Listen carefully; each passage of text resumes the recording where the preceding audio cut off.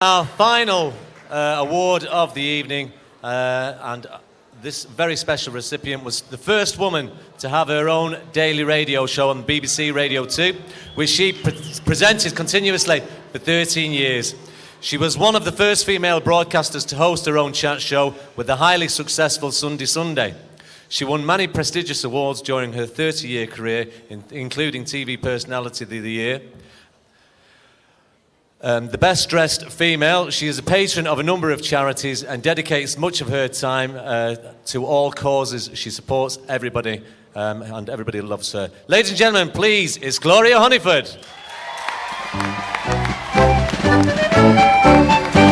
3 weeks ago, last Tuesday, I left my home in Cork to find my Uncle Patrick Kelly living in New York. I landed at Port Gordon and started right away to find my uncle's residence located on Broadway. I borrowed a directory, his address for to find. I found so many Kellys there, I nearly lost my mind. Thank you so much. The record you just heard I've been trying to bury for about the last 30 years. And there's a bit of a story about that because I decided when I was living and working at the BBC in Belfast that I should really make an album. And it cost me £100 to make the album, and that included all the musicians. I had to pay for everything. And to my horror, I discovered a couple of years ago that some Canadian catalogue had bought it. So obviously the team have managed to find it tonight. So don't bother to ask for it in the foyer. It is not available. But that's my only Irish record. I kind of feel that so much has been said tonight, and I'm sure you don't want to hear me rattling on, but I do want to say how very, very touched I am and humble I do feel. Everybody's used that word humble, but it's a very good word because there are so many people in this room who do real things worldwide, things that have real value, wonderful things for people, and as we said before, keep people alive and help them on a daily basis. What we do is pure enjoyment, and I have enjoyed so much sitting down there tonight.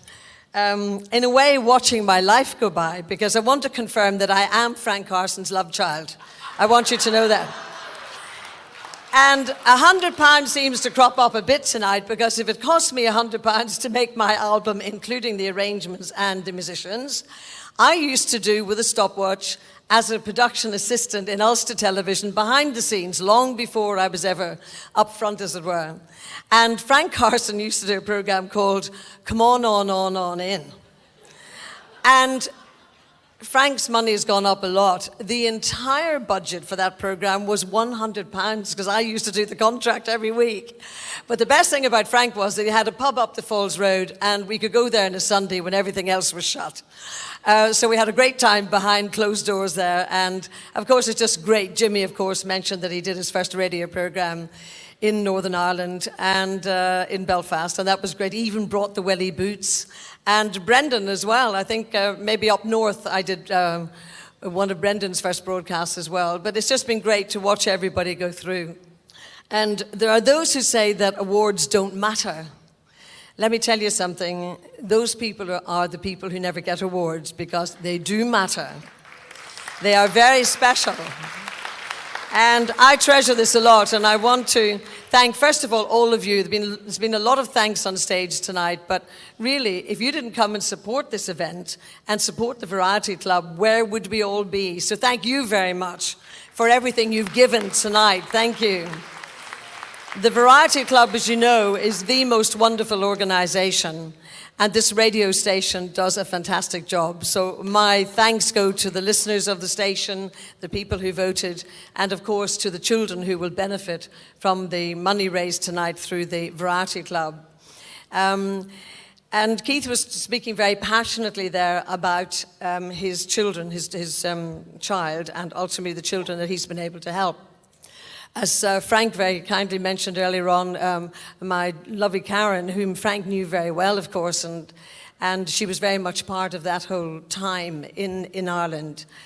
And Keith is right in that when you face adversity, the one thing I think you have to do is to really take that on board. And in our case, when we were faced with the black hole, as it were, which still is there, by the way. It never goes away. You just have to live in and around it and try to put some kind of semblance of life back together again.